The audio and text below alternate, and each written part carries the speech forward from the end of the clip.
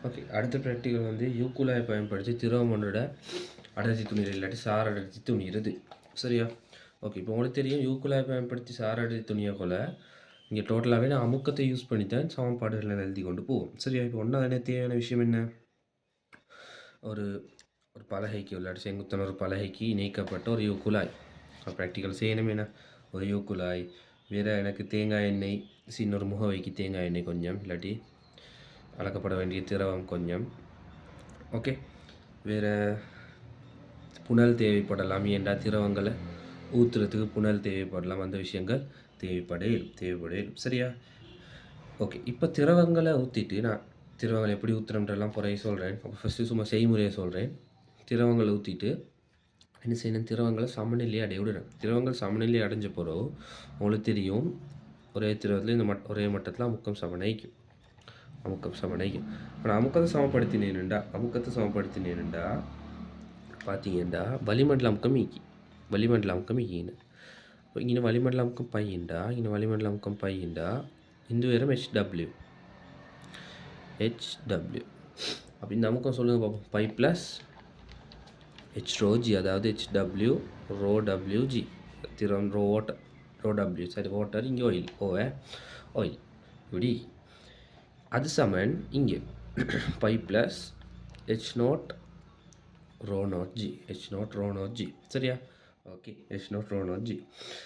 இப்போ நல்லா பார்த்துக்கோங்க. இங்கே நான் யாரை வாசிப்பு எடுக்க போகிறேன்? H0 மாற்றி தான் HWக்கு எதிரான வாசிப்பு எடுக்க போகிறேன். அதாவது H0 தான் எக்ஸ் அச்சுக்கு வரணும். இது இன்னும் சுருக்கினாலும் பரவாயில்ல, பையன் வெட்டலாம். HW ρWg H0 ρ0g. ஜிஎன்ஜியை வெட்டினா எனக்கு வரப்போகுது HW ρW H0 ρ0 வரும். சரியா? ஓகே. அப்போ பார்த்தீங்கன்னா இங்கே H0க்கு எதிராக தான் HW வரைஃபாக்கப்படுது. அப்போ நாங்கள் என்ன செய்யலாம்? H0க்கு எதிராக HW வரைஃபாக்கப்படுறதால நான் HWவை தனிமைப்படுத்துகிறேன். அப்போ எனக்கு வரும் ρ0 கீழ் ρW இன்ட்டு H0 வரும். அப்போ y சமன் mxன்ற ஒரு வரைஃபு தான் வரப்போகுது. y சமன் mxன்ற ஒரு வரைஃபு தான் வரப்போகுது. xHE H0 மீட்டரில் இல்லாட்டி சென்டிமீட்டரில், YHக்கு HW சென்டிமீட்டரில் இப்படி தான் வரைஃபு வரப்போகுது. சரியா? ஓகே. அடுத்தது இதில் முக்கியமான விஷயங்கள் இது. இப்போ உங்களுக்கு இதில் என்ன துணியலாம்? ρ0 கீழ் ρWன்னு சொல்கிறது என்ன? சார் அடர்த்தியா இல்லையா?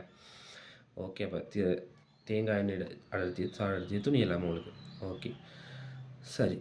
அடுத்தது இதில் சொல்ல விஷயம் முக்கியமான விஷயங்கள். இது எல்லாரும் தெரிஞ்ச விஷயங்கள். ஆனால் முக்கியமான விஷயங்கள் தான் ப்ராக்டிக்கலில் கேட்பான். முக்கியமான விடயங்கள். சரியா? ஓகே. அப்படிங்க ஒன்றாவது யாரை போடணும்? அடர்த்தி கூடின திரவத்தை தான் ஒன்றாவது யூஸ் பண்ணணும். அதாவது தேங்காய் எண்ணெயும் தண்ணியும் தந்தால் தண்ணியை தான் ஃபஸ்ட்டு ஊற்றணும். அடர்த்தி குறைஞ்ச திரவத்தை நீங்கள் ஒன்றாவது ஊற்றிட்டீங்கண்டா ரெண்டு பக்கத்துலேயும் மேல் பகுதியில் என்ன செய்யும்? அடர்த்தி குறைஞ்ச திரவம் மீக்க போகுது.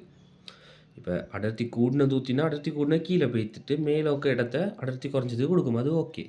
அதே நீங்கள் மாற்றி ஊற்றிட்டீங்கண்டா அப்போ யார் ஒன்றாவது ஊற்றணும்? அடர்த்தி கூடினாலும் ஊற்றணும். அடர்த்தி குறைஞ்சாலும் ஊற்றினீங்கண்டா அப்பில் அடர்த்தி குறைஞ்சாலும் ஊற்றினீங்கன்னா 2 முனையிலே மேல் பகுதியில் என்ன வந்துடும்? தேங்காய் எண்ணெய் வந்துடும். அது பிள்ளை அது ஒன்றா போய். சரியா? அடுத்தது இங்கே கிராஃப் வரையக்குள்ள நாங்கள் H0 தான் எக்ஸ் அச்சுக்கு எடுத்துக்கிறோம். அப்போ H0 மாற்றி தான் HW அளக்குறோம். அதாவது இந்த H0 மாற்றி தான் இந்த HW அளக்குறோம். அதே நீங்கள் HW மாற்றி H0 அளக்க போனீங்கண்டா அப்படி அளக்க போகலாண்டா நீங்கள் HW மாற்றினீங்கண்டா உங்களோட H0 பெருமானம்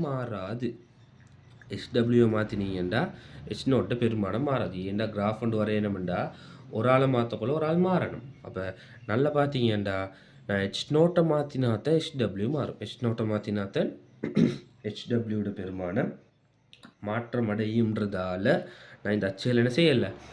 மாற்றி எடுக்கல. சரியா? ஓகே. அடுத்ததுல முக்கியமான விஷயம் என்னென்னா இங்கே நீங்கள் தண்ணிக்கு பதிலாக ரசத்தை யூஸ் பண்ணீங்கண்டா ரசத்தில் அடர்த்தி ஆகக்கூட தானே? ரசத்தில் அடர்த்தி ஆகக்கூடன்றதால அமுக்கம் சமப்படுத்தக்குள்ள என்ன வந்துச்சு? அவங்களோட தொடர்பு உயரம் அடர்த்தி. அடர்த்தி கூடின திரவம் எடுத்தீங்கண்டா அதால் சின்ன ஒரு உயரத்தை வச்சு என்ன செய்யலும்? பெரிய ஒரு அமுக்கத்தை ஏற்படுத்தியலும். 13,500ன்றத 1 மீட்டர் உயரத்து வச்சீங்கன்னா, இவ்வளோ பெரிய ஒரு அமுக்கம் ஏற்படுத்தலும். இதே அமுக்கத்த நான் தண்ணிய வச்சு ஏற்படுத்தணும்டா, இதே அமுக்கத்த நான் தண்ணிய வச்சு ஏற்படுத்தணும்டா, எவ்வளோ? இப்ப மிச்சம் உயரத்துக்கு தண்ணி எடுக்கணும். மிச்சம் உயரத்துக்கு தண்ணி எடுக்கணும். என்னோட யூக்குழாய் மட்டுப்படுத்தப்பட்ட அளவு தானே. தண்ணியோ வேறொரு திரவமோ. அப்ப அடர்த்தி ஆகக்கூடின ரசம் போன்ற திரவங்கள் பயன்படுத்தாததுக்கு காரணம் என்ன?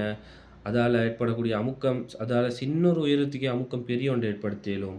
அப்ப எனக்கு அதே அமுக்கத்த அமுக்கம் சமப்படுத்த செய்றோம். அதே அமுக்கத்த சமப்படுத்துறதுக்கு மத்த திரவங்கள் என்ன செய்யப்படும்? எனக்கு அதிக அளவு தேவைப்படும். அதேபோல யூக்குழாய்க்குள்ள எல்லாத்தையும் போடவும் மேலாம். யூக்குழாய்க்குள்ள எல்லாத்தையும் போடவும் மேலாம். சரியா? அடுத்தது. இத பார்த்தீங்கன்னா, இன்னோக்கு நீங்க தண்ணியையும், இன்னோக்கு நீங்க எலுமிச்சை சாறையும் ஊத்தினீங்கன்னா என்ன செஞ்சிரும்? 2ம் கலந்துரும். கலந்தா எனக்கு அடர்த்தி துணியலுமா? துணியலாம். அப்ப நல்லா விளங்கிக்கணும். இது கலக்கும் தகவற்ற திரவங்களுக்கு தான் அடர்த்திய துணியல். இப்ப நான் நார்மலா எக்ஸாமுக்கு தேவையான விஷயங்கள பேசுறேன். தேவையானத நோட் பண்ணிக்கணும். சரியா? இப்படி இல்ல பிராக்டிகல் விளங்கப்படுத்துறேன். சரியா? ஓகே. நோட்ஸ் தான் விளங்கப்படுத்த தியரி வச்சுக்க. ஓகே. அப்ப கலக்கும் தகவற்ற திரவங்களை தான் கண்டுபிடிக்கிறது இது யூஸ் ஆகும். கலக்கும் தகவற்ற திரவங்களை கண்டுபிடிக்கிறது யூஸ் ஆகும். ஓகே.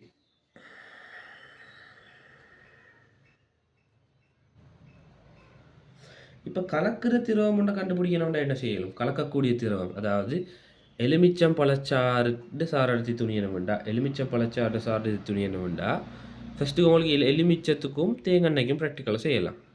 எலுமிச்சத்துக்கும் தேங்காய்க்கும் ப்ராக்டிக்கலாக செய்யலாம். அப்புறம் தண்ணிக்கும் தேங்காய்க்கும் ப்ராக்டிக்கலாக செய்யலாம். தண்ணிக்கும் தேங்காய்க்கும் ப்ராக்டிக்கலாக செய்யலாம். அதுக்கப்புறம் அது ரெண்டையும் கனெக்ட் பண்ணலாம். அதாவது இந்த பரிசோதனை நீங்கள் 2 முறை செய்ய வேண்டி வரும். இப்போ கலக்கும் தகவுடைய திரவங்களுக்கு செய்ய வேண்டி வந்தா, கலக்கும் தகவுடைய திரவங்களுக்கு செய்ய வேண்டி வந்தா, அடுத்து நாங்கள் அடுத்த ப்ராக்டிக்கலில் இதை முன்னேற்றம் அடைய செஞ்சு கலக்கும் தகவுடைய திரவங்கள் எப்படி கண்டுபிடிக்கிறேன்னு பார்ப்போம். சரியா? ஓகே. அடுத்தது நீங்கள் எடுக்கக்கூடிய குழாய்ட விட்டம் வேணால் நோட் பண்ணிக்கோங்க.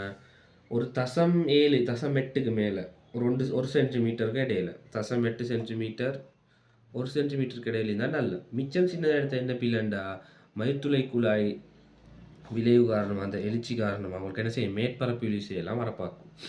மிச்சம் பெருசாகவும் எடுக்கிறதில்ல, மிச்சம் சிறுசாகவும் எடுக்கிறதில்ல. ஏன்னா மிச்சம் பெருசாக எடுத்தால் குறுக்கு வெட்டு பரப்பு கூட தெரிந்தனே. ஓகே, மிச்சம் பெருசாக எடுக்கிறோம் இல்லை.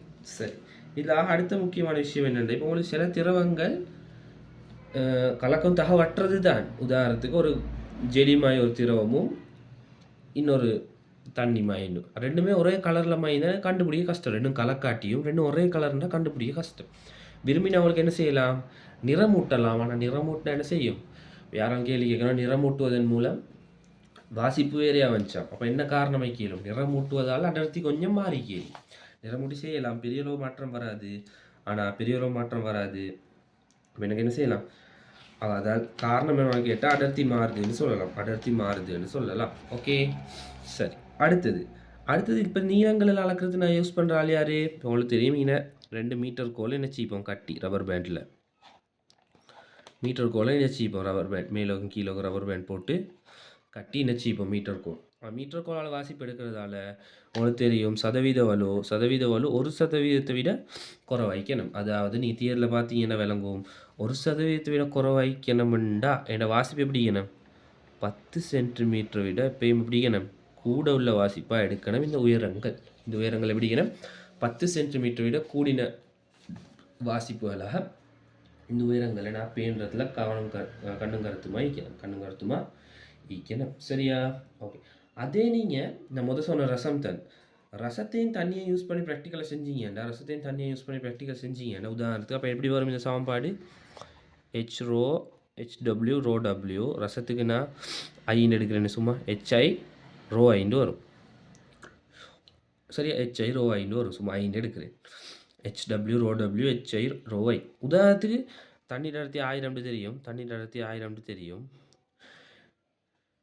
ரசம் 1 சென்டிமீட்டர் உயரமுண்டா, ரசம் 13,600 தானே, 13,600 உயரத்தை பற்றி பேச நான் விகிதமாக பேசுகிறேனே. அப்போ HWவின் கீழ் HIன்னு சொல்கிறது 13,600 கீழ் 1000. HI இங்கிட்டு கொண்டு 1000 இங்கிட்டு கொண்டு போகணும். அப்போ பார்த்தீங்கன்னா 0,0,0,0,0 136 10 பிரித்தா விகிதத்தை எழுதுறேனே. HWவுக்கு ஹெச்ஐன்ற விகிதத்தை பார்த்தீங்கன்னா 136க்கு 10 அப்படின்னா ஹெச்டபிள்யூன்ற வாட்டர் ரசம். அப்போ ரசத்தில் நீங்கள் ஒரு 10 சென்டிமீட்டர் எடுத்தீங்கண்டா அதே அமுக்கத்தை செட் பண்ண எனக்கு தண்ணி எவ்வளோ தேவை? 136 சென்டிமீட்டர் தேவை. அதை நம்ம சொன்னேன். அடர்த்தி கூடின திரவங்கள் எடுத்தா என்ன பிரச்சனை? அடர்த்தி கூடின திரவங்கள் எடுத்தா என்ன பிரச்சனை? இங்கே பாருங்கள், ரசத்துக்கு இப்படி எழுதலாம். இப்படி சமன்பாடு விகிதமாக எடுத்தேன்னுண்டா தண்ணியில் 10 சென்டிமீட்டருக்கு அதே ரசத்தில் 10 சென்டிமீட்டருக்கு அதே அமுக்கத்தை ஏற்படுத்தின தண்ணியில் இவ்வளோ தேவை, பெரிய ஒரு அமுக்கம் தேவைப்படலாம். அதுதான் இல்லைங்கிற ஒரு பிரச்சனை. சரியா? அவன் ரசம் எல்லாம் பெரிய அடர்த்தியுடைய திரவங்கள் எல்லாம் யூஸ் பண்ண இயலாம். மேலும் இந்த ப்ராக்டிக்கலில் வளிமண்டல அமுக்கத்தோட பாதிப்பு இல்லை, புயல் பார்முடுகளோட பாதிப்பு இல்லை, மேலும் குறுக்கு வெட்டு பரப்போட பாதிப்பு இல்லை. நீங்கள் குறுக்கு வெட்டு பரப்பை நல்லா சின்னதாக எடுத்தீங்கன்னா பாதிப்பிக்கு மேற்பரப்பில் விசை வரப்பாக்கும். சரியா? மேற்பரப்பில் விசை வரப்பாக்கும். நீங்கள் அதில் கண்ணும் கருத்து வைக்கணும். இந்த விஷயங்களை நினைவு வச்சுக்கொள்ளணும். சரியா? ஓகே. இப்போ உங்களுக்கு தெரியும், இந்த உதாரணத்துக்கு ஒரு மாணவன் வந்து ப்ராக்டிக்கல் செஞ்சுட்டு போய்த்தான் தேங்கெண்ணெய்க்கும் தண்ணிக்கும். இப்போ நீங்கள் மண்ணெண்ணெய்க்கும் தண்ணிக்கும் செய்யணும்டா, அதை கழுவணுமா இல்லையா? ஓகே. இப்போ குழாய் ஒரு குழாய் எப்படி சுத்தம் செய்கிற 1வது ஐதான அமிலத்தில் கழுவணும், அதுக்கப்புறம் ஐதான காரத்தில் கழுவணும், அதுக்கப்புறம் காய்ச்சி வடித்த தண்ணியால் கழுவி என்ன செய்யணும்? இது சும்மா அந்த நார்மலான ஒரு வெயிலில், மிச்சம் வெயிலும் இல்லை, நார்மலான ஒரு எப்படி சொன்னால் சரி, ஃபஸ்ட்டு ஐதான அமிலம், அதுக்கப்புறம் ஐதான காரம், அடுத்தது காய்ச்சி வடித்த நீர், அதுக்கப்புறம் சூழல் வெப்பநிலையில் காய வைத்து எடுத்துக்கொள்கிற இது 4ம் ஓர்டருக்கு எழுதணும். ஐதான அமிலத்தை போட்டால் ஏற்கனவே வைக்கிற ஏதாவது காரங்கள் இருந்தால் இதாகும், என்னோட நடுநிலை ஆகும். இப்போ நான் கழுவின அமிலத்தில் கொஞ்சம் மிஞ்சிக்குமா இல்லையா? அது நடுநிலைப்படுத்த திருப்பி காரம் போடுறது, அப்போ அது நடுநிலை ஆகும். இப்போ மிஞ்சிற காரம் அமிலம் ஏதாவது இருந்துச்சுன்னா அதை ஃபுல்லாக கழுவிடுத்த காய்ச்சி வடித்த தண்ணி பாவிக்கிறது, காய்ச்சி வடித்த நீர் பாவித்தல் செய்யப்படும். சரியா? ஓகே. அதே போல் இதில் இன்னொரு குறைபாடு, இது ஒரே கலக்கும் தகவற்றது என்றாலும் ஒரே கலர் உள்ள 2 கலக்கும் தகவற்றதுட கண்டுபிடிக்கல. ஏண்டா இதுவும் பச்சை கலர்னா எனக்கு என்ன செய்யலாம்? டிஃபரெண்ட் ஒன்று விளங்காது. இதுவும் பச்சைன்னா எனக்கு என்ன செய்யலாம்? கண்டுபிடிக்கலாம். அப்போ ஒரே கலக்கக்கூடிய திரவங்களும் கண்டுபிடிக்க கஷ்டம், ஒரே நிறத்தில் உள்ள திரவத்துக்கும் கண்டுபிடிக்க கஷ்டம். நிறத்தில் உள்ள திரவங்களுக்கும் கண்டுபிடிக்க கஷ்டம்ன்றது வந்து இதில் இன்னும் ஒரு குறைபாடாக விளங்குது. அப்போ இதில் கேட்கக்கூடிய கேள்விகளுக்கு பெரும்பாலான கவர் பண்ணிட்டேன். எப்படி கழுவுற உயரங்கள், ஏன் படித்திறன் என்ன, வரைஃபுல யாரை மாற்றி யார் எடுக்கிற, அச்சுகளை மாற்றலாம், அந்த விஷயங்கள் எல்லாம் கதைச்சிக்கிறேன். அது கொஞ்சம் நார்மலாக பார்த்தீங்கன்னா சரி. ஓகே. சரி, அடுத்த ப்ராக்டிக்கல் பார்க்க